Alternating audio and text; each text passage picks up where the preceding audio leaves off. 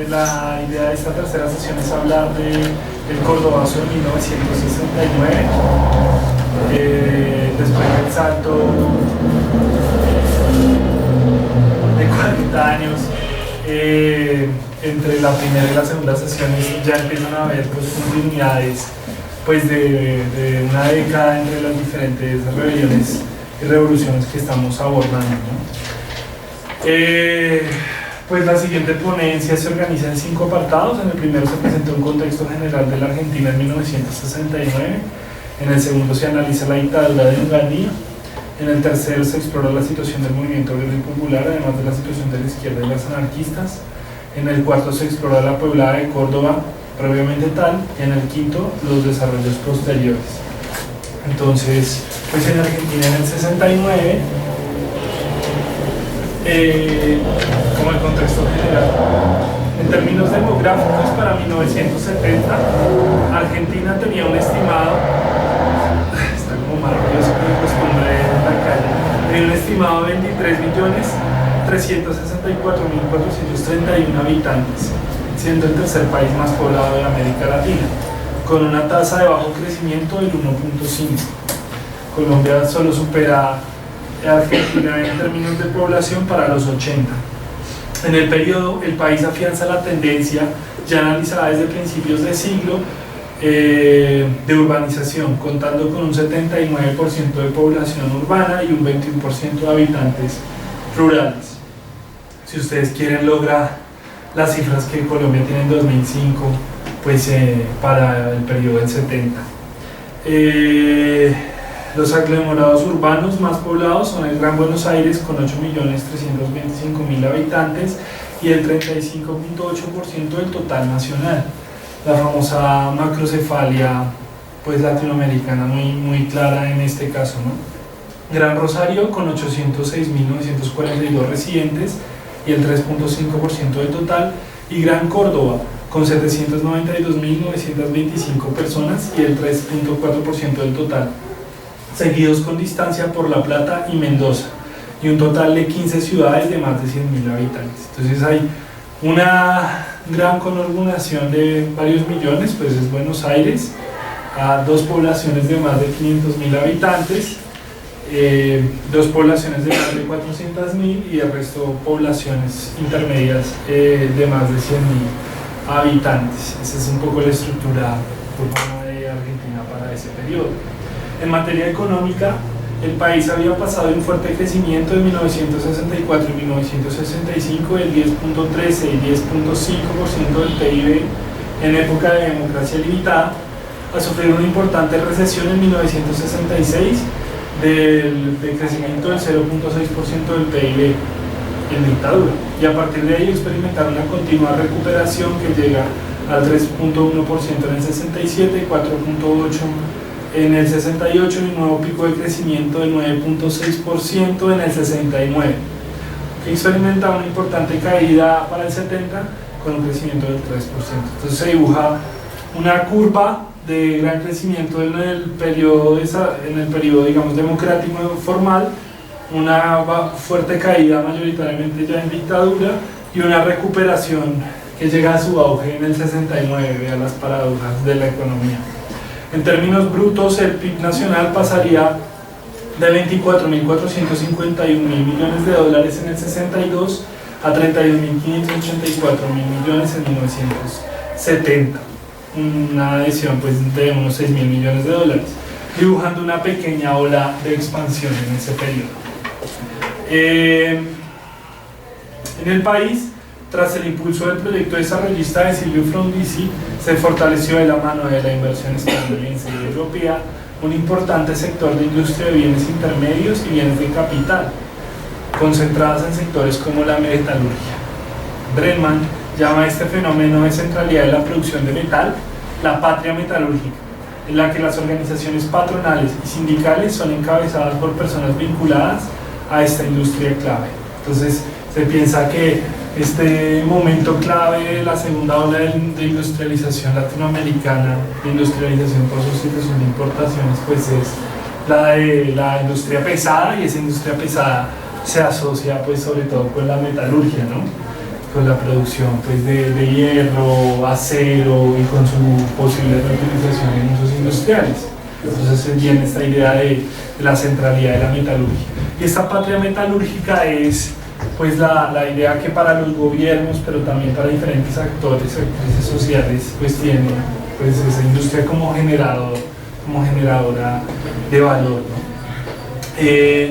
Córdoba, ciudad del interior que desde 1960 había experimentado un crecimiento poblacional del 74.6%, estaba en vías de superar a la ribereña Rosario como segunda ciudad nacional, cosa que logra sobre los 80, viviendo un acelerado proceso de expansión urbana y económica, llegando a contar con los salarios industriales más altos del país. En cuanto a sus características generales, Bregman la considera similar a la de una región de enclave, con la primacía y la influencia decisiva de la industria automotriz sobre todas las demás ramas de actividad, pensada además como generadora estratégica de desarrollo fabril, de infraestructura y vivienda. Una característica central de la ciudad de Córdoba, conocida como la Detroit Argentina, es el desarrollo industrial tardío, primero por una fábrica militar y luego por el gran peso de estos complejos automotrices, especialmente de fábricas de empresas europeas como Renault, Fiat, Perkins, y las norteamericanas Perkins y Chrysler. Entonces, una anotación sobre esto, pues este gran crecimiento urbano de Córdoba la hace como pues, la primera gran metrópoli del interior, tiene importantes migrantes nacionales del norte de Argentina, pero también internacionales, por ejemplo, de los países sudamericanos, migración paraguaya, boliviana, se empieza a sentar, chilena se empieza a sentar en Córdoba. Ese porcentaje que casi duplica el número de habitantes de la ciudad en la década del 60, pues solo quizás se podría comparar en nuestro contexto con el gran crecimiento de Bogotá durante la gran violencia de los 50, y bueno, eso genera pues toda una nueva cultura obrera, ¿no? Hay una población obrera muy joven, que es migrante de primera generación, cuyos padres son campesinos directos, y así lo resumen biografías de importantes dirigentes políticos de Córdoba como Tosco o Salamanca. Sus papás son chacareros, sus papás son campesinos y ellos deciden emigrar y convertirse pues, en obreros en Córdoba. Son mayoritariamente masculinos, aunque hay muchos oficios que tienen pues, presencia de mujeres. En todo el sector administrativo hay presencia de mujeres, pero digamos las industrias fabriles y más las metalúrgicas o automotrices pues son muy masculinizadas. Y es muy interesante porque tienen una débil vinculación con la iglesia y tienen como diferencias culturales con respecto a otros trabajadores de antes. Entonces, eso permite quizás crear las condiciones para generar pues esa cultura obrera radical que se identifica en el caso colombiano según Archila pues en Barranca Bermeja o Barranquilla, pero también se puede ver en ciudades como Chicago, Barcelona, la propia Buenos Aires a principios de siglo, ¿no? Esta vez ya no en un gran puerto, sino en una gran ciudad del interior, ¿no? Una ciudad seca. Bueno, y la cuestión de la idea de que la industria automotriz, que de alguna manera es un derivado de la industria metalúrgica, pues encadena el desarrollo, ¿no? Entonces, con los carros, que están asociados con todo el imaginario de una clase trabajadora acomodada, una clase media que tiene carro propio, pues se desarrolla pues, la industria, entonces el vidrio, la pintura, el caucho, la tapicería, pero además se desarrolla, por ejemplo, la infraestructura, ¿no? ¿Cuáles son los grandes desarrolladores urbanos, o más bien desarrolladores nacionales de infraestructura? Las carreteras, en medio de la crisis de los ferrocarriles, ¿no? Entonces, carreteras pues, para los carros, y además, por ejemplo, todo el desarrollo pues turístico que supone eso, ¿no? Esta idea de la segunda posguerra de el viaje familiar en un carro, pues se asocia pues también con este boom de la industria pues automotriz. Y es importante decir que los obreros de Córdoba son los mejores pagos del país y la industria automotriz pues de las mejores pagos de Argentina. Eso en general sucede con las industrias de punta, sucede con los automotrices de Italia, de España, de Francia y demás. Ganan salarios que pueden superar a los de un trabajador calificado, a los de los maestros o a los de los trabajadores de la salud, por ejemplo. Y es la realidad de buena parte de los sectores industriales de punta. Entonces, pues hay un sector de la clase trabajadora muy empobrecido, que si quieren llega en colectivo, pero también hay un sector de la clase trabajadora que llega en carro a las fábricas, ¿no? Entonces es todo esto de las bahías de parqueo de Puente Aranda, que ahorita por pues un poco la crisis industrial parcial de la zona están un poco, algunas están desocupadas, pues no eran decorativas, era para que los trabajadores llegaran en fábrica, ¿no? Era el choque cultural que sentía la izquierda, que tenía una concepción miserabilista de la clase trabajadora, muy barrial, de la clase trabajadora más precarizada, y los obreros del cordón industrial de Bogotá pues llegaban en sus carros, entonces no les podían repartir el periódico porque entraban por la entrada vehicular. Pero es precisamente esta clase trabajadora bien paga y que empieza a desarrollar, empieza a hacer sus propias habilidades, sus propias especializaciones, pues la que va a desarrollar pues, este gran movimiento conocido como el Cordobazo. Bueno, en el segundo apartado, la dictadura de Onganía. Bueno, disculpen, la anterior imagen era de una manifestación de 1971 de Luz y Fuerza de los trabajadores de la empresa Energía Eléctrica de Córdoba. Ahí está el gringo Agustín Tosco, del que ya hablaremos, el famoso dirigente luz y fuercista de Córdoba y de todo el clasismo cordobés de los 60 y de los 70. Tosco, como decíamos, resume esa experiencia vital. Sus padres son campesinos y él se vuelve obrero de ideas socialistas, lector de literatura marxista, pero pues en un medio muy peronizado, ¿no? Muy dominado por el peronismo. Y es una foto interesante porque los técnicos de la empresa eléctrica son hombres en un 98%, quizás la totalidad de la plantilla. Pero hay una cantidad de administrativas, hay una cantidad de obreras, mujeres invisibilizadas, que tienen un papel importante en el sindicato.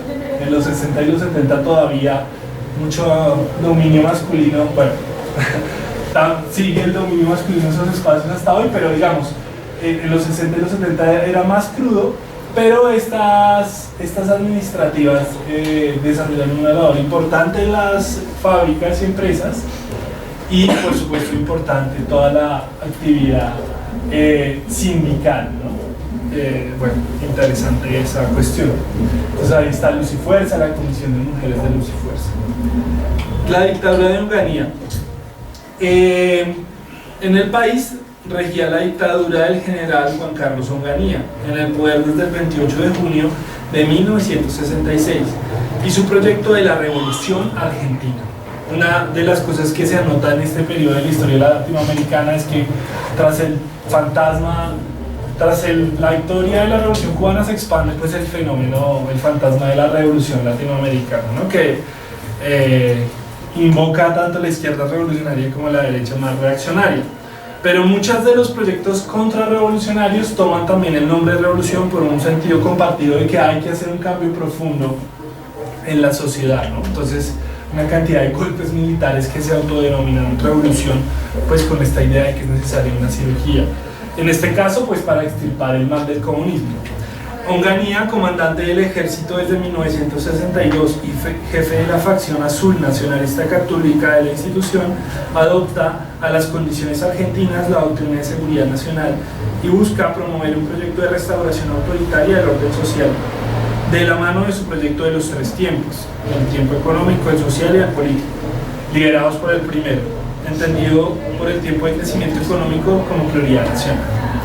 Entonces una cuestión ahí es, Onganía es comandante del ejército desde el 62, que se produce otro golpe militar, y lo mantienen el débil gobierno civil pues, de Ilia, ¿no? Entonces de alguna manera un poder civil limitado, que no tiene mucha jurisdicción en el terreno militar, pero que también de alguna manera prepara sus propios entrenadores, pues al no aislar a los militares golpistas, ¿no? Esta es la clásica historia del fracaso del liberalismo en la época, ¿no? Lo otro es lo de la facción azul. En el ejército argentino desde los 50 empieza a dibujarse una división entre los nacionalistas católicos conservadores y los liberales conservadores, digamos liberales en terreno económico si se quiere, y los corporativistas. Esto adquiere una especial relevancia después del derrocamiento del peronismo, porque la facción azul quiere congeniar con los aspectos más conservadores y reaccionarios del peronismo, ¿sí? Desde una visión católica y corporativista quiere conciliar con esos aspectos del peronismo, que se entiende como una válvula de escape de la presión social y pues un controlador social. Muchísimas gracias. Y por otro lado, la facción roja o colorada es la facción más fuertemente antiperonista, porque la entienden como un movimiento pues subversivo del orden social. Entonces Onganía es el jefe de la facción azul y pues que se hace con el poder. Y lo otro es esto de la revolución argentina. Llegaría un momento del tiempo de lo social, de resolver las necesidades sociales, pero para eso, supongo que todos lo habrán escuchado, habría primero que crear esas condiciones económicas y luego se podía pues pensar en la redistribución de la riqueza, ¿no? Primero era la producción y luego ya subordinado a eso los otros deberes. En su administración cuenta con el apoyo inicial de Perón, que desde el exilio en Madrid formula la frase de sencillar hasta que aclare, y lleva a burócratas como Augusto Timoteo Bandor, el Lobo, exoficial de la Armada y conductor de la Unión Obrera Metalúrgica, principal sindicato del país, Augusto Tacone, de la Federación Argentina de Trabajadores de Luz y Fuerza, y José Alonso, dirigente del Sindicato del Vestido y secretario general de la Confederación General de Trabajo, a asistir al acto de investidura del dictador.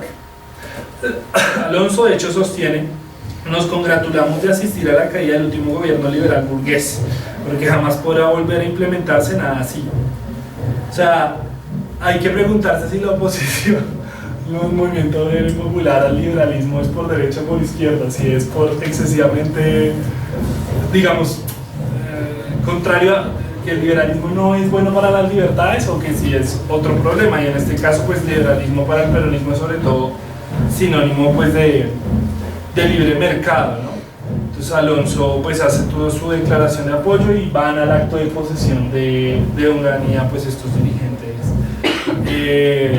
peronistas.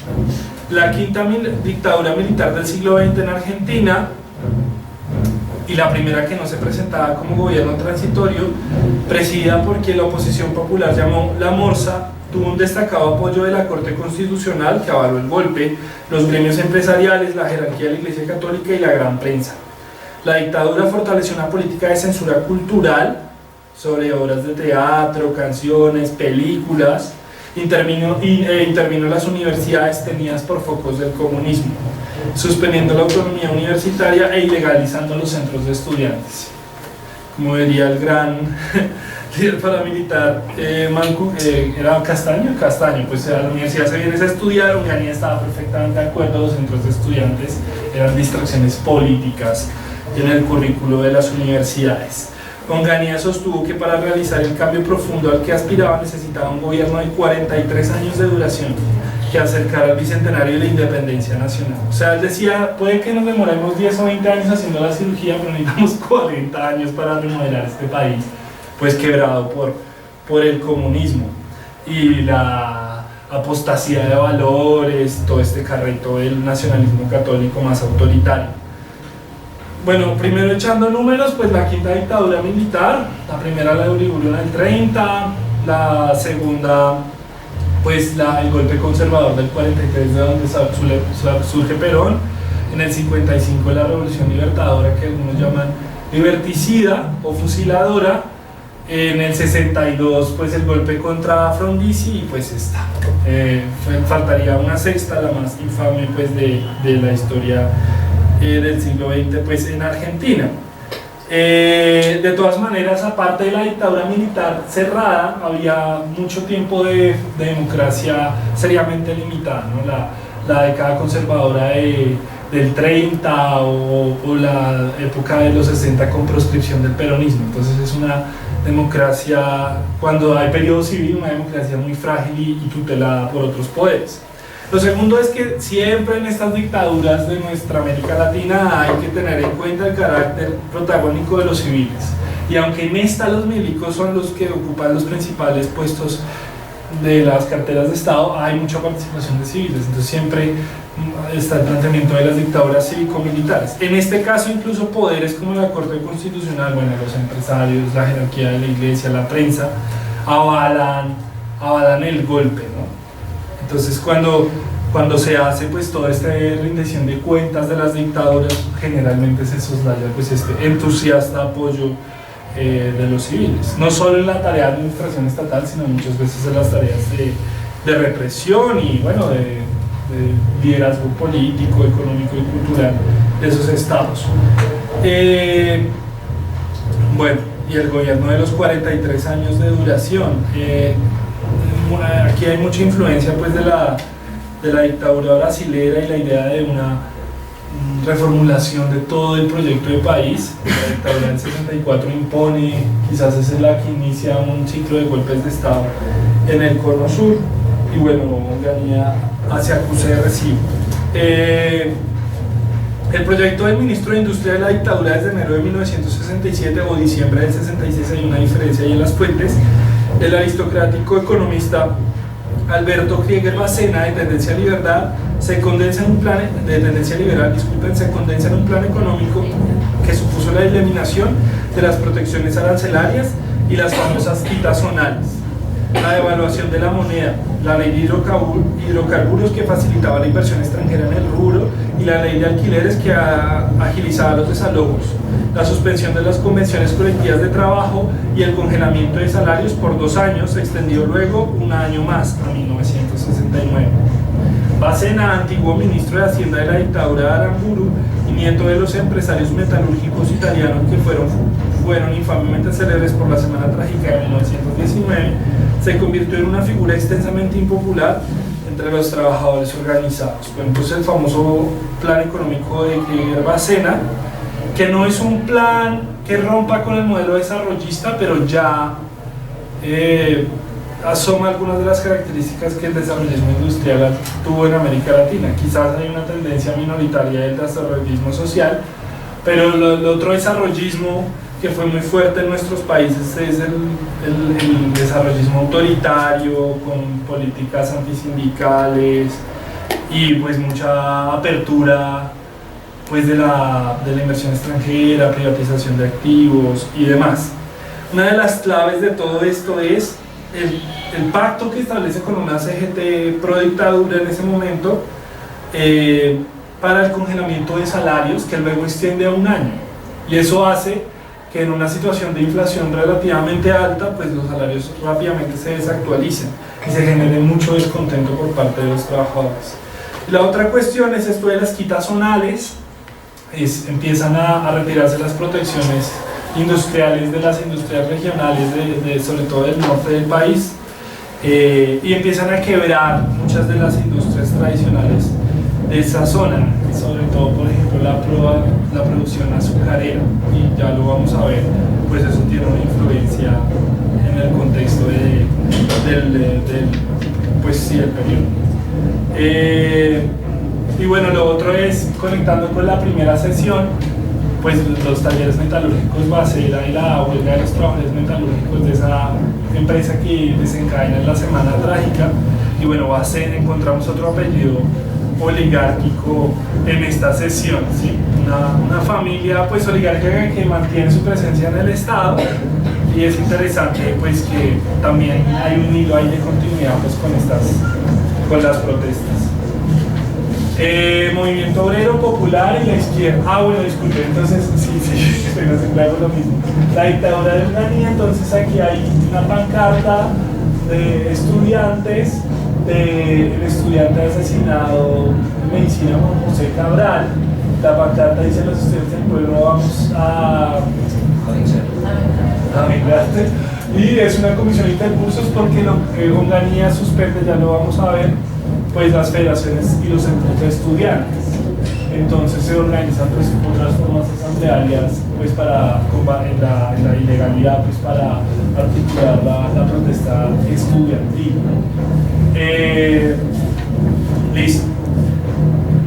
Movimiento obrero popular y la izquierda. El movimiento obrero mayoritariamente peronista es en un periodo de ilegalización de los partidos, uno de los principales actores políticos del país y el mayor aglutinador de los movimientos sociales. El mismo se organiza alrededor de una Confederación General del Trabajo, CGT, con cerca de 3 millones de afiliados, que atraviesa un periodo de división entre 1965 y 1970. El sector hegemónico dentro de la Confederación son las 62 organizaciones sindicales peronistas que actúan al interior del partido justicialista, el partido peronista. Bueno, la CGT había desarrollado fuertes luchas contra el derrocado gobierno de Arturo Illia y su política crítica a la negociación por industria y a la organización sindical única. Illia promovía en cambio los convenios colectivos por empresa y los sindicatos de empresa, que incluye un plan de lucha nacional en 1964 con una decena de huelgas generales con toma de fábricas, como las de marzo de 1967, y grandes huelgas portuarias y azucareras en 1966. Había una fuerte movilización de los trabajadores contra el gobierno Illia. Eso es una de las razones que explica la acogida de la burocracia sindical, pues que la burocracia sindical tiene con Onganía. Y uno de los temas en cuestión era el modelo sindical, si era por industria o por empresa. Illia defendía pues un modelo, si ustedes quieren, más flexible, adaptado a las necesidades de las empresas, que era pues la organización por unidad económica, digamos. En el caso de Córdoba, promueve la formación de un sindicato de trabajadores de Concord, mientras que en ese momento se defiende el modelo del sindicato de industria. Entonces los sindicalistas de CGT defendían que los trabajadores de Concord estuvieran en la Unión Obrera Metalúrgica, de la UOM, de todo el ramo industrial del metal. Y había formas intermedias como el sindicato de mecánicos y trabajadores afines del ESMATA, que era el solo de automotrices. Bueno, al principal sindicato del periodo es la burocrática Unión Obrera Metalúrgica, que llega a registrar más de 400.000 afiliados, al tiempo que se mantiene la importancia de gremios como comercio, estatales u construcción, con más de 100.000 afiliados cada uno.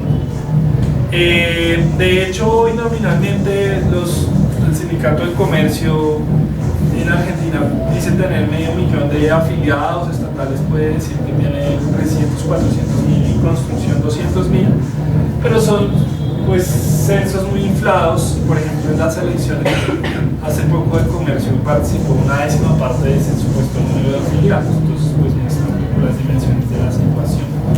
Pero la UOM sí era pues el gran, en medio de la patria metalúrgica, pues el gran organizador del movimiento obrero argentino. En el sindicalismo también actuaba en 1960, las muy discontinuos 32 gremios mayoritarios democrático-antiperonistas, con sectores minoritarios de comercio y gráficos, y de las 19 organizaciones independientes lideradas por los comunistas, donde se inscribe inicialmente Fuerza Nacional, que luego se reorganiza como Movimiento de Recuperación Sindical. O sea, aparte de las 62 peronistas, de hecho surgen primero las 32 democráticas, que son los sectores sindicales que en su mayoría el peronismo desplazó durante su gobierno. Y cuando hablamos de desplazó, hablamos de una enorme intervención estatal muy represiva en contra del sindicalismo, especialmente del sindicalismo clasista. Hablamos de formación de organizaciones sindicales paralelas, de ilegalización de huelgas, de detención de dirigentes, de tortura de trabajadores. Es una política fuerte del peronismo contra el sindicalismo clasista. Pero al mismo tiempo hay otra mano. Mientras la derecha aplica la represión, la mano izquierda del peronismo hace importantes concesiones a otros sectores del movimiento sindical.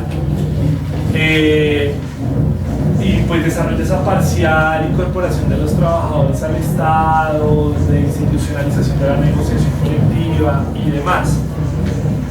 El odio de muchos de esos trabajadores, que muchos sufren exilio, despido, represión, es tal hacia el peronismo, pues que de alguna manera, si quieren, pierde parte de las coordenadas del fenómeno. Y bueno, cuando se da el golpe militar de la Libertadora, es un golpe militar, digamos, derechista, en medio de ya la crisis del segundo gobierno constitucional de Perón, muchos acuden a los gremios intervenidos por la dictadura. ¿Qué pasa? Acuden como muchos, por ejemplo, asumen la dirección de un gremio que antes del 43 lideraban, ¿sí? Antes del 43, no sé, socialistas, comunistas, incluso radicales, por supuesto también las anarquistas, lideraban diferentes sectores del movimiento obrero. Llega el golpe y a punta de represión militar y policial, rompe las organizaciones obreras y demás. Y cuando se da el golpe contra el peronismo, que ya deja de ser dictatorial en el 45, aunque sigue siendo un gobierno autoritario en muchos aspectos, sobre todo en el segundo gobierno, pues muchos se han vuelto pues rabiosamente antiperonistas, identifican el peronismo con el totalitarismo, con el fascismo, y bueno, intervienen en los sindicatos en nombre de la dictadura militar, ¿no? Lo que les hace muy antipáticos a pues un sector mayoritario de los trabajadores que se identifican con el peronismo. Y el problema es que la dictadura de la Libertadora pues impone un plan económico que de hecho tenía antecedentes en el peronismo, pero pues luego se agrava y son políticas antisindicales, de congelamiento salarial, de reducción de derechos sociales y laborales, etc. Entonces esas direcciones, que podemos explicar por qué sienten ese odio, pero esas direcciones terminan alineados con un régimen muy anti-obrero. Bueno, el problema. Y las 19, bueno, ya el Partido Comunista, que tiene una postura ambivalente frente al peronismo, y bueno, es este sector que decide empezar a construir con los peronistas. En 1966 surge como decisión de las 62 organizaciones de pie junto a Perón, surge como decisión de las 62, una nueva que es 62 organizaciones de pie junto a Perón, integrada por los opositores a la línea del peronismo sin Perón, sostenida por Mandor, con los sindicatos ferroviarios, textiles, de sanidad y el vestir. Estas 62 son encabezadas, por ejemplo, por Alonso, el que hace ese comentario elogioso de Urdanía. Y el peronismo sin Perón de Bando era básicamente la idea de que Perón estaba exiliado en el Madrid franquista, y un extraño sitio, siempre hay que recordar eso para exiliarse, una dictadura fascista hostil contra su pueblo y contra los movimientos populares, propone una mayor integración con el régimen y mayor autonomía. Lo que pasa con estos movimientos caudillistas es que la palabra autonomía es casi grosera, ¿no? Entonces esto de un peronismo sin Perón, con Perón prescrito e imposibilitado volver al país, pues es impensable para algunos y se da esa decisión. Tras el fin de la resistencia peronista, que puede ejemplificarse con la huelga del frigorífico Lisandro de la Torre en 1959, hay en la segunda mitad de los 60 una nueva ola de sindicalismo clasista en Argentina, una de cuyas principales experiencias es la CGT de los Argentinos, formada en marzo de 1968 y presidida por el dirigente gráfico de la Federación Gráfica Bonaerense, Raimundo Ungaro. La CGTA recibe un importante apoyo de regionales descontentas con el centralismo de Buenos Aires y sindicatos como la Federación Obrera de la Industria del Azúcar, FOTIA en Tucumán, bueno, la Federación Gráfica de Buenos Aires, el Sindicato Portuario, Petrolero y demás. Al tiempo elaboró el programa del 1 de mayo y un periódico propio de importante calidad literaria en la que colaboran figuras como Rodolfo Walsh. Establece importantes alianzas con el movimiento estudiantil universitario, activistas estudiantiles participan de diversas actividades gremiales y viceversa, se declaran paros obreros en solidaridad con los estudiantes, y esto lleva al bandolismo. Esta alianza obrero-estudiantil lleva al bandolismo a hablar irónicamente de la CGT de los estudiantes, pues para burlarse, digamos, de esta presencia estudiantil en la organización. Entonces, bueno, decir que esta CGT de los argentinos en un momento es brevemente mayoritaria, pero rápidamente la ortodoxia peronista se va pues con la CGT que se conoce como Azopardo por las direcciones de sus sedes sindicales, y esta CGT muy influida por la teología de la liberación, por el movimiento de sacerdotes por el tercer mundo, pues empieza, pues aparte de su organización propiamente sindical, a desarrollar una serie de intervenciones pues sociales, dentro de las que es muy importante pues esta Alianza Obrero Estudiantil. Es muy interesante porque la CGT no solo recoge, si quieren, a los clasistas, sino a sectores que pueden ser más centristas, pero están descontentos con el centralismo de los sindicatos de Buenos Aires. Y es que, aunque Argentina es formalmente un país federalista y las provincias tienen constituciones y senados provinciales, los sindicatos y muchas instituciones estatales son centralizadas, los sindicatos de los más. Entonces eso generaba pues mucha tensión y genera mucha tensión en el sindicalismo y en los movimientos sociales en general. En Córdoba era importante la actividad de la Regional Luz y Fuerza de Trabajadores Eléctricos de la Empresa de Energía de Córdoba, liderados desde 1956 por el gringo Agustín Tosco, que había conseguido desarrollar importantes niveles de participación, manteniendo buenas condiciones salariales y sociales, incluida la construcción del barrio Luz y Fuerza, pionero en el interior del país. Entonces todo este liderazgo del gringo Tosco, que al mismo tiempo que politización y participación democrática, o sea, Luz y Fuerza es un sindicato con asambleas, con comisiones internas, donde se debate, donde hay pluralidad de tendencias, a diferencia de la CGT, que es todo el monolitismo, esta idea casi dictatorial de los secretarios generales. Pero además de eso, ofrece ventajas materiales para un sector de trabajadoras muy calificadas, muy estratégicas, como son las eléctricas, que casi no pueden ir a huelga, porque una huelga de electricidad, pues imagínense, es una huelga salvaje, pues fuertísima, que afectaría fuertísimamente la economía y la vida de las personas, pero que mantienen pues importantes niveles de movilización, conflictividad, etc. Destacada también fue la actividad del ESMATA, dirigido desde 1958 por Elpidio Torres y su lista verde y celeste, gremio donde ya se destaca la actividad de las asambleas sectoriales de base con delegados en ICA, Renault y Perdriel. También es relevante en este cuadro la actividad de la Unión Tranviaria Automotor, la UTA. O sea, es muy simpático porque muchas de las listas del peronismo, si ustedes quieren, de izquierda, en algún periodo eran las listas verdes, pero hoy las listas verdes en el movimiento obrero argentino pues son de la más podrida burocracia sindical.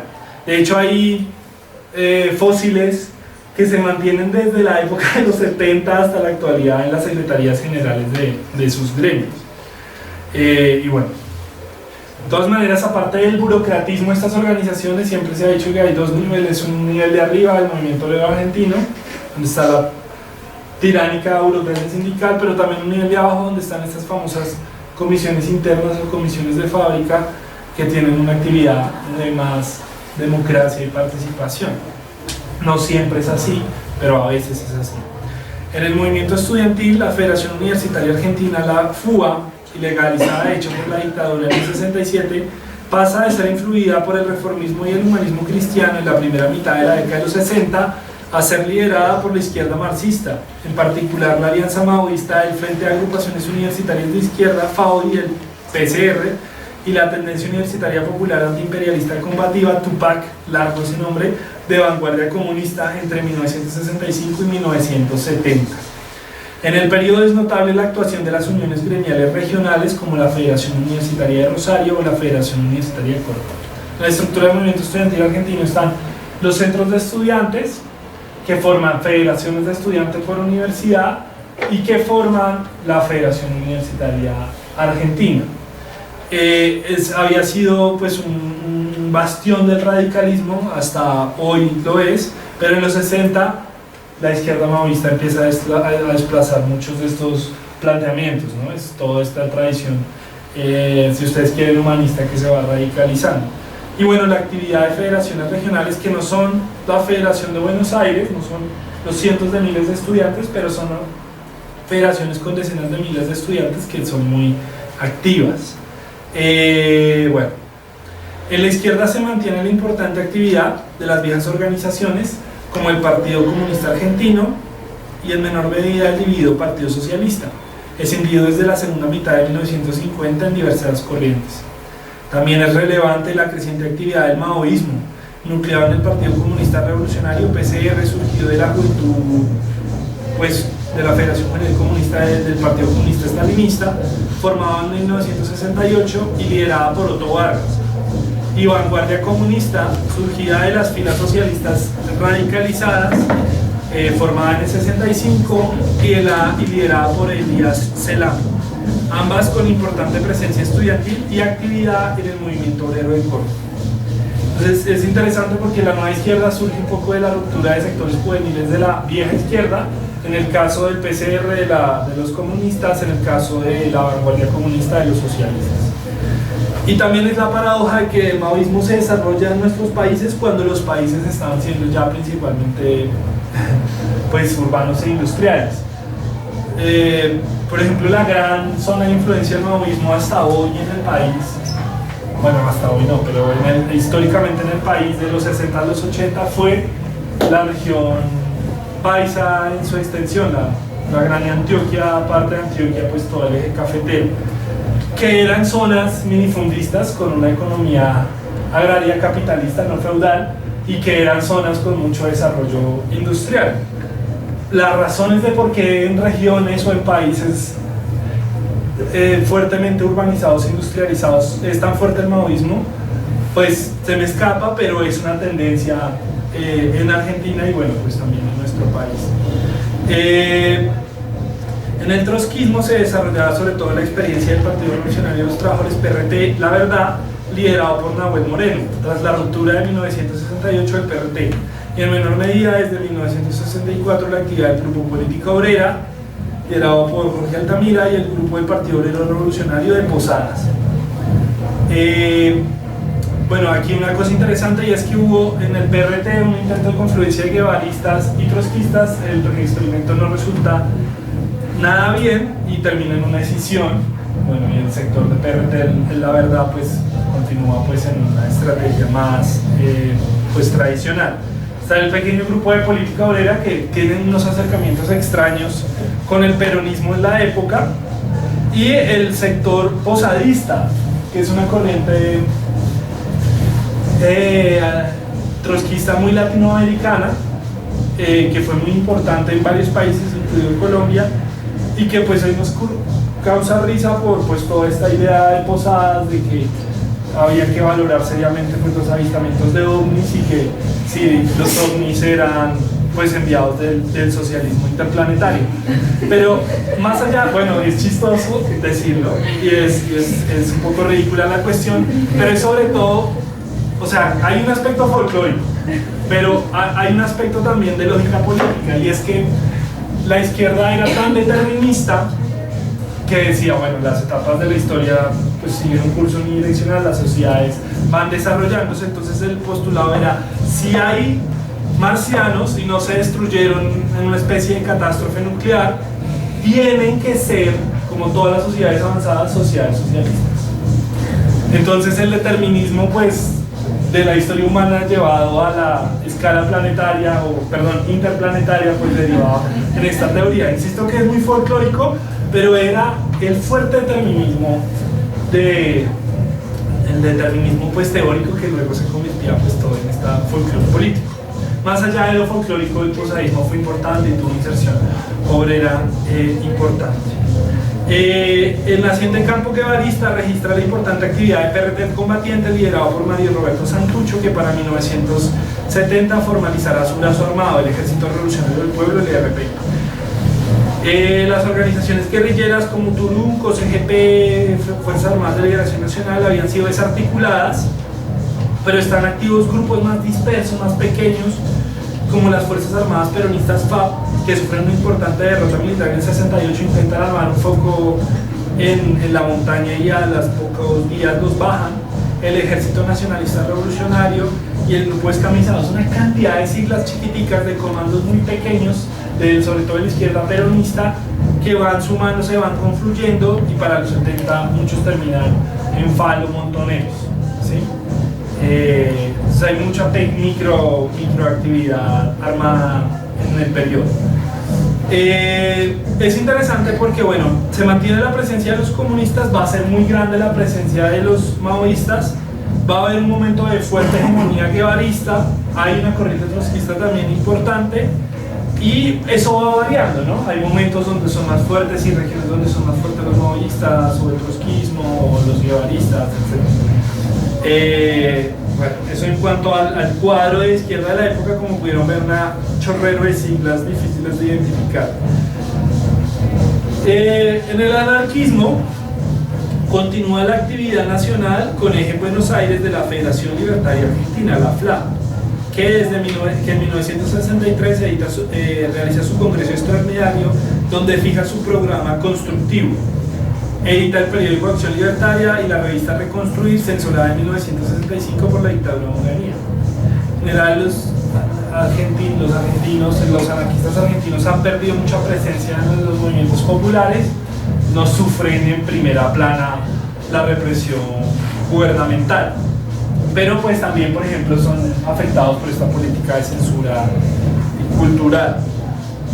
Parece que un sector de la FLA veía con buenos ojos el gobierno de Ilia.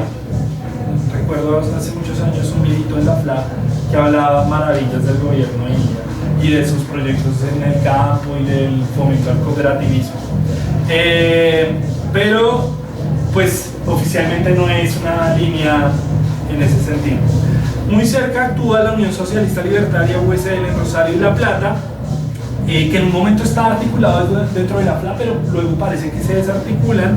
La Biblioteca Juventud Moderna de Mar del Plata y la Biblioteca Popular Los Ingenieros de Buenos Aires.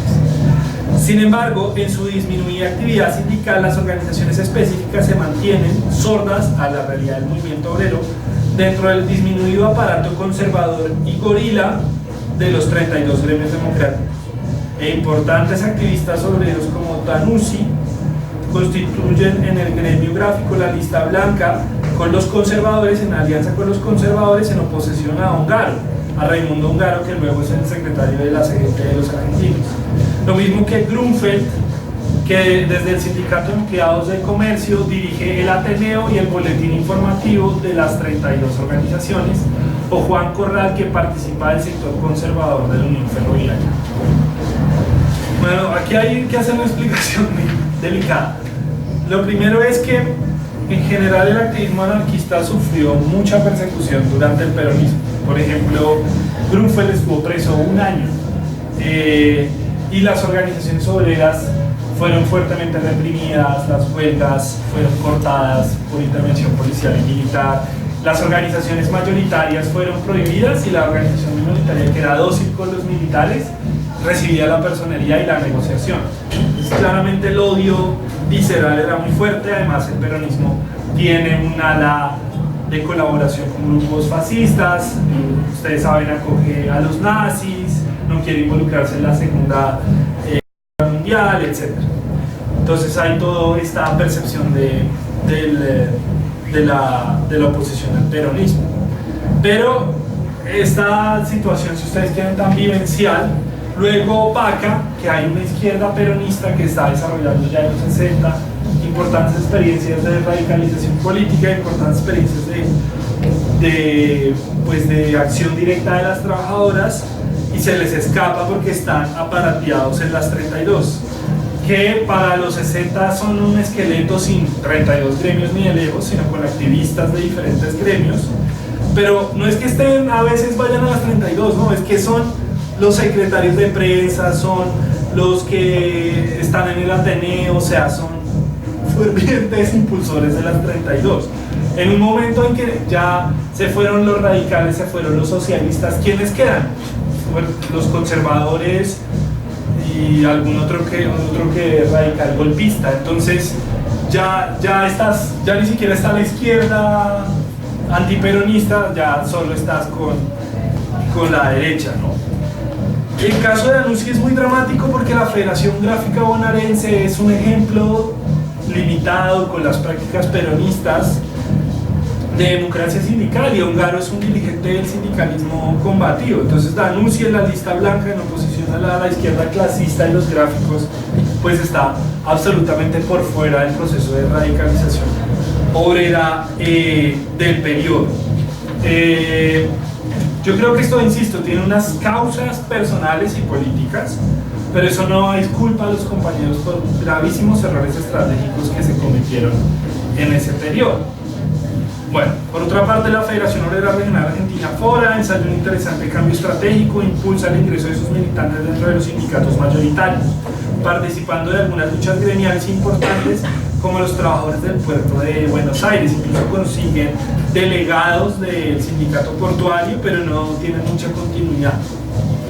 En paralelo, en 1960 se formaba una nueva generación anarquista. Agrupaciones como el Grupo Anarquista Revolucionario de Buenos Aires, mayoritariamente estudiantil, que promueve la inserción social, la organización política anarquista como motor de luchas clasistas. En el 69 esa organización forma la línea anarcocomunista, LAC, pensada como una organización política de cuadros que impulsa la lucha de clases. La LAC promueve organizaciones político-sociales amplias como Resistencia Obrera por el Socialismo, ROS, con presencia en empresas como Tener y Winco y sectores como gráficos, metalúrgicos y plomeros, así como la Resistencia Estudiantil por el Socialismo, RES, con presencia en las facultades de Filosofía y Letras y Arquitecturas de la Universidad de Buenos Aires. Probablemente el nombre de la resistencia se inspira pues, en la Resistencia Obrero Estudiantil, la ROE, pues, promovida por la Federación Anarquista Uruguaya del periodo. Se desarrolla por otro lado en el barrio Corona de la Ola de Córdoba un fuerte trabajo comunitario impulsado por anarquistas que a su vez actúan en el taller total de la Facultad de Arquitectura, el mercado de productores y el sindicato docente. Y en La Plata la actividad del Grupo Revolucionario Anarquista GRA, donde actúan Esther Telo y sus hijos Daniel, Marcelo y Rafael, que luego pues, van a ser célebres por su actuación ya en los 70, pues en Resistencia Anticapitalista Libertaria, una organización político-militar, una guerrilla anarquista. Estas organizaciones son decisivamente influidas por las formas renovadas del anarquismo europeo y la experiencia pues, de la FAO. Bueno, entonces hay una ruptura generacional que no es tan pura, porque hay jóvenes en los agrupamientos, digamos, del anarquismo de los 50 y hay viejos, muy viejos, de las nuevas organizaciones de los 60. Pero sí hay un distanciamiento fuerte. Por ejemplo, en gráficos, en la ROS tiene una línea opuesta a Danuzzi, que está por allá con los viejos conservadores, lo invitan a los viajes que organiza la Embajada Norteamericana y la Confederación Sindical de Organizaciones Libres. La Confederación está de Sindicalismo Libre. Y esto es valoraciones frente a la Revolución Cubana, de la lucha armada, el carácter de la sociedad, etc. Son varios niveles de debate, no es tan fácil ejemplificar. Y hay, aunque ambos sectores tienen activistas entregadas, compañeras valiosas, sí es claras que unas están participando del movimiento popular y otras no, y en momentos oponiéndose a ese movimiento. Entonces, pues es importante esto en el debate sobre el anarquismo argentino del periodo. Bueno, muy larga esa contextualización. Esa es una manifestación, creo que el Viborazo, es el segundo cordobazo ya en 1971, muy influido por la izquierda. Esos son los trabajadores mecánicos reciclando con una calle de Córdoba. Pueden ver pues que son abrumadoramente varones, jóvenes, y bueno, pues van en columnas movilizándose. Listo, la Pueblada. En 1969 se habían presentado grandes azonadas estudiantiles y populares en Villocampo, conocidas como el Ocampazo, en abril, tras una protesta de los trabajadores azucareros contra el cierre de ingenios. En Corrientes o Correntinazo, el 15 de mayo, donde en medio de la huelga estudiantil contra la prohibición del centro de estudiantes y el aumento de tarifas del comedor estudiantil asesinaba al estudiante Juan José Cabral. Salta y Tucumán también en mayo, y el mismo mes en Rosario, donde la ilegalizada Federación Universitaria de Rosario desarrolla un paro general contra el cierre del comedor universitario y son asesinados los estudiantes Adolfo Ramón Bello y Luis Norberto Blanco. El 12 de mayo, la dictadura deroga la ley del sábado inglés de jornada laboral reducida los sábados, lo que supone un descuento salarial del 10%. El sábado inglés era, los trabajadores trabajaban 44 horas a la semana, figúrese eso. Además eran mecánicos automotrices o mecánicos metalúrgicos, eso es un trabajo duro como pocos. Y les pagaban 48, mejor dicho, el sábado trabajaban mediodía y les pagaban un día completo. Entonces los convenios están congelados, obviamente está la dictadura, empiezan todas estas horas de luchas obreras y populares por varias partes del país y les quitan el sábado inglés y hay un descuento salarial. Pero además se percibe que en medio de esa política de congelamiento salarial ahora es obligatorio que los trabajadores, para redondear el salario, trabajen los sábados. El Goyo Flores, que es un dirigente del Citrac-Citram, una experiencia muy importante ya de los 70, habla de eso, que todo el tiempo en los comedores, en los baños, la gente está diciendo cómo me van a hacer trabajar el sábado, cómo me van a hacer trabajar el sábado. Entonces esos son parte de los factores que llevan a esta situación. En rechazo a esta política y en solidaridad con Rosario, con el Rosariazo, y para aguar la conmemoración del tercer año del gobierno dictatorial, que recordemos se había instalado el 29 de junio, ambas CGT, la de los argentinos y Azopardo, secundadas luego por la FUA, convocan un paro nacional para el 30 de junio, un paro de 24 horas. La convocatoria incluía el rechazo a la represión dictatorial, aumento general de salarios del 40%, que era más o menos lo que calculaban que habían dejado de ganar durante el congelamiento salarial de 2 años, reactivación de las negociaciones paritarias y renovación de convenios colectivos y establecimiento de libertades políticas y sindicales. La organización en Córdoba, liderada por la CGT de los argentinos, bajo la referencia del sindicato de la madera de Luz y Fuerza, plantean organizar un paro activo de 36 horas, a iniciarse desde las 11 de la mañana del 29 de junio, que coincida con el Día del Ejército. Entonces, 29 es la asunción de Urdanía y el Día del Ejército, con movilizaciones que confluyan en un acto conjunto en el centro de la ciudad frente a la sede de la CGT. En la ciudad se venían presentando protestas vecinales contra el aumento de hasta un 100% de los impuestos provinciales y municipales. Entonces, esa gran explosión de población hace que rápidamente, solo en una década, la ciudad, pues ya vimos, crece el 74% y los impuestos se desfasan. Pero la gente está pasando una situación delicada, los salarios están congelados. Entonces dicen, bueno, hay más gente, vamos a duplicar el impuesto predial, digamos, y la gente con toda razón se rebota frente a esa medida. Al tiempo, desde el 5 de mayo se presentó un conflicto en el sector transporte con paros masivos. El 14 se había presentado una protesta de los mecánicos en el Córdoba Sport Club, donde intervienen Ongaro y Tosco, que termina en choques al interior del estadio. Es un estadio, se reúnen más de 8.000 trabajadores mecánicos y los reprimen. El 22 de mayo, una protesta estudiantil de solidaridad con las luchas nacionales, o sea, con el Rosariazo, con el Correntinazo, lleva a enfrentamientos generalizados de los estudiantes con el barrio Clínicas, que es como el barrio latino de París, o bueno, sí, como un barrio universitario, de mucha presencia universitaria. Y más adelante los estudiantes deciden sumarse al paro en asambleas masivas de hasta 5.000 participantes. O sea, hay un ambiente de lucha en la ciudad. Ese día la movilización se desarrolla en 3 grandes columnas. La del sur, de los trabajadores mecánicos del Sindicato Mecánico y Afines del Transporte Automotor, el famoso SMATA, que recogía a los trabajadores de ICA Renault, Fiat Corp, Martefer, Motores Diesel, Perkins y Transanes, a la que se suman cerca del aeropuerto las fábricas de Pedriel e Idaza, en el cordón industrial de la ciudad, a la que se suman trabajadores de pequeños talleres como Mira, el comercio y la administración pública.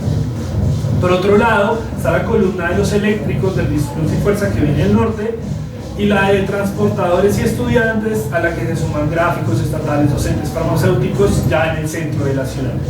En medio del estado de sitio, la policía busca disolver las primeras concentraciones desde las 11 de la mañana, lo que inicia una ola de enfrentamientos, cosa prevista por los organizadores, que llevaban objetos contundentes, ondas y bombas de molotov. Es interesante acá, bueno, las movilizaciones centrales son de estos sindicatos, pero participan muchos más sectores, ¿no? muchos más sectores obreros, pero también estudiantiles y populares. Lo segundo es, esto es clave, Breman dice, hay una diferencia clave en la metodología, pues mientras, por ejemplo, la burocracia les mata, le dice a los trabajadores, es un acto como cualquiera, y a su aparato burocrático, si le dice, bueno, vamos a darnos en la mula, Tosco en Luz y Fuerza hace, por supuesto, en medio del estado de sitio y una dictadura represiva, que ha tenido varios muertos en ese mismo mes, un proceso mucho más democrático y participativo de planeación de la actividad, ¿sí? Entonces, la burocracia sindical peronista muy de derecha puede hacer actos violentos. La violencia no es patrimonio de ninguna corriente política. De hecho, los militaristas suelen ser pues derechistas, ¿no? Que creen en el valor del macho, en la fuerza bruta, bueno. Pero también lo puede hacer la izquierda clasista, en este caso los trabajadores de Luz y Fuerza, ¿sí? Pero sí hay una diferencia de método entre una cúpula decidiendo a espaldas y teniendo a los trabajadores, si ustedes quieren, como espectadores secundarios, y un movimiento organizado que en medio de unas condiciones duras de clandestinidad, o sea, no es que en una asamblea masiva se decida, pero sí con diferentes mecanismos de participación, decida resistir, ¿sí? En la misma ciudad, en dos contextos distintos, dos métodos distintos. Iniciada la represión, se generalizan los enfrentamientos por el centro de la ciudad y cae asesinado el obrero Máximo Mena, que participaba de la columna del ESMAD. Lo que generaliza la indignación popular, se va regando la idea de matar a un obrero, mataron a Mena. En el barrio Clínica, cercano a la universidad, se desarrolla el famoso tejazo, pues decenas de estudiantes se suben a las casas y arrojan desde los pisos superiores tejas a las fuerzas policiales. Entonces las casas se quedan sin tejas y bueno, se repliega la policía del barrio. En la tarde, la policía escasa de munición y gases lacrimógenos, se le acaban los gases, absolutamente desbordada por la situación, se repliega y la ciudad queda en manos de los manifestantes. Se incineran decenas de vehículos, se saquean comercios como la confitería del Oriental, así lo más fifí, entonces en rechazo se incinera, la Dirección General de Rentas, la aduana, el casino oficiales del ejército, que los sindicalistas como Tosco decían no se pueden hacer en una dictadura militar, nos van a agarrar a metralla, que es más o menos lo que pasa. Atacan comisarías barriales y sedes bancarias donde se quema el dinero y los pagares. Sobre las 8 de la noche los lucifuercistas realizan un corte ilegal de la energía eléctrica de la ciudad quedó segura. Hacia las 5 de la tarde, la 4ª Brigada de Infantería Radiotransportada de la Armada, la 14ª de Infantería y otras tropas del tercer cuerpo del ejército, bajo la dirección del general Carcajano, ingresan a la ciudad con vuelos rasantes de aviones, así que además pues rompen vidrios y generan toda esa sensación de los aviones, llegando a disparar ráfagas de ametralladoras. La huelga continúa el día 30 con enfrentamientos en el centro, la universidad y los barrios obreros como Joffre, donde hay intercambios de disparos en las barricadas, y Talleres, el barrio Talleres, donde se incendia el almacén de reparación ferroviaria. Las direcciones son apresadas, sindicales son apresadas, maltratadas y juzgadas en consejos de guerra, Tosco y varios más, y continúan algunos choques aislados entre manifestantes y fuerzas del orden, en los que se queman puentes y vías férreas, se asaltan estaciones de gasolina para fabricar bombas incendiarias, al tiempo que hacen presencia francotiradores aislados en las calles, que sobre todo son estudiantes, pero pues eso es un tema, sobre todo en el barrio Clínicas parece que hay estos francotiradores. El ejército decreta el toque de queda desde las 5 de la tarde. El mismo día 30 es asesinado por un comando del peronismo de izquierda el dirigente metalúrgico Bandor y dinamitado una parte del edificio de la UAM.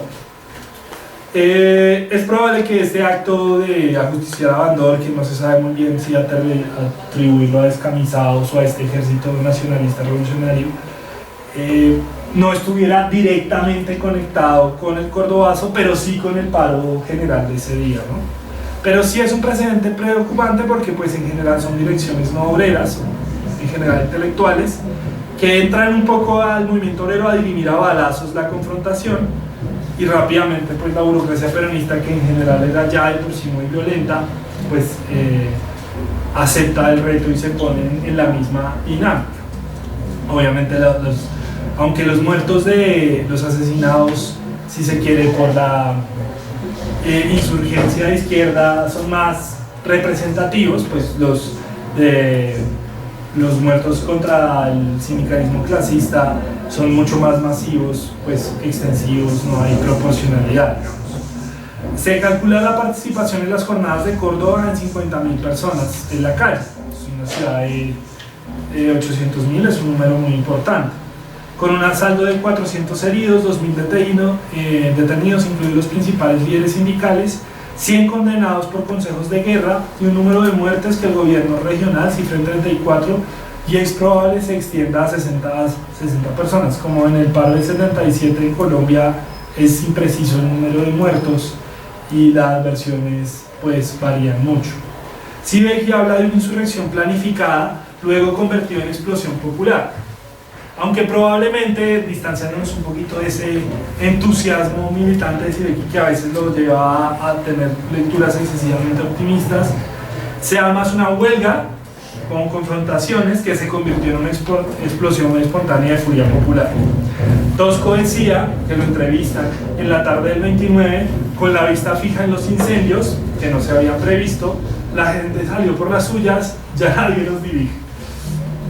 Entonces es esta valoración de que si hay una huelga que tenía momentos de confrontación, eso se había planificado así, pero en la sonada, esta vaina del saqueo, que es muy popular pero también muy complicada en términos políticos, está por la libre, ¿sí? Y como siempre hay una fuerza que impulsa la vaina hacia la violencia generalizada y si quieren una fuerza organizada de izquierda que intenta dirigir la vaina hacia la confrontación, pues no sé, con las fuerzas de seguridad o la toma de sitios estratégicos. Ambas cosas se dan en el Cordobazo. Bueno, el desarrollo posterior. El gobierno de Onganía sufre, bueno, y esta foto es pues una movilización, se dice que es del propio Cordobazo, no es tan claro. Está Tosco, creo que esa es una de las razones, quizá. Tosco era un tipo que iba a la movilización, aunque pues claramente su cabeza tenía precio, y bueno, pues están las columnas de luz y fuerza. Sí hay mucha literatura que los trabajadores intentan hacer el acto y es pues en medio del toque del estado de sitio, pues, y el día del ejército, que los van levantando y empieza a generalizarse la confrontación.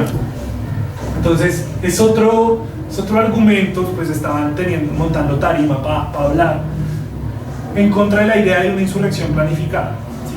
O sea, más bien es, insisto, una huelga general con momentos de confrontación, pero no es la sonada que termina desarrollándose por toda esa bronca popular, pero que luego pues es difícil organizar. El desarrollo posterior. El gobierno de Onganía sufrió un gran golpe político, por lo que el otrora todopoderoso gobierno militar se ve disminuido y obligado a decretar el cambio de todo el gabinete y la mayoría de interventores regionales. Entonces, por ejemplo, el gobernador de Córdoba, que era muy odiado por el movimiento social, se va. Y el 29 de noviembre decretó una amnistía de presos políticos que libera a los detenidos del Cordobazo. A Tosco le clavan 8 años y pum, lo liberan con la amnistía al final de año. Un año después, tras el secuestro y asesinato del general Aramburu por parte del naciente grupo Montoneros, un golpe interno lo reemplaza en la jefatura militar, en la jefatura del país, por Marcelo Livingston, ¿no? Entonces, es esto de las dictaduras argentinas, sobre todo de las últimas dos, que hay golpes dentro del golpe, se hacen golpes entre ellos, y bueno, a Onganía lo sacan de patitas a la calle y queda Livingston. Inicia así un nuevo ciclo de luchas populares en Argentina, que lleva a contabilizar 15 levantamientos obreros y populares en las ciudades, sobre todo en el interior del país. O sea, en Buenos Aires hay mucho activismo, pero no se dan estas puebladas. Es el famoso ciclo de los Asos, entre mayo de 1969 y marzo de 1971, que varios se extienden hasta el 72. 2 años después, en el 71, se desenvuelve el Viborazo, segundo Cordobazo, en marzo del 71, ahora con mayor protagonismo de la izquierda clasista, en que logra la caída del gobernador y el debilitamiento de la administración de Livingston, que sufre un golpe amigo en manos del general Lanusse. Entonces, pum, otro golpe interno y ponen a otro. Córdoba será el eje de desarrollo de buena parte de la izquierda clasista de todo el periodo, si ustedes quieren, entre el 66 y el 76. Será la experiencia del Sindicato de Trabajadores de Concord y de Mater, Citrac, Citram en el 70-72. Más adelante el Sindicato de Mecánicos es conquistado, pues, liderado por la izquierda en el 72, la dirección clasista de René Salamanca, y pues se desarrolla todo un proceso de experiencia política que de alguna manera entra en crisis, pues, con el 73, con el ascenso de Perón, el tercer gobierno constitucional de Perón. Y bueno, llega a sus momentos de mayor auge con la huelga general de 1975 y el desarrollo de pues, toda la política de terrorismo de Estado que empieza durante el gobierno peronista, pero pues termina ya, pues, con el golpe militar cívico-militar del 24 de marzo del 76. Será como la presentación. Esta es una marcha ya que parece que no se sabe si el cordobazo, o no sé yo, más bien el cordobazo o del viborazo, pues ya hay una presencia mucho más decidida de la izquierda, y pues las frases de la época: nuestra libertad tiene el color de la sangre. Bueno, está por supuesto la figura del Che, y bueno, ahí hay posiblemente presencia de organizaciones, por ejemplo, como Vanguardia Comunista o el PRT El Combatiente, que luego va a sacar pues el RP como su base armada. Entonces eso es más o menos la exposición que queríamos presentar.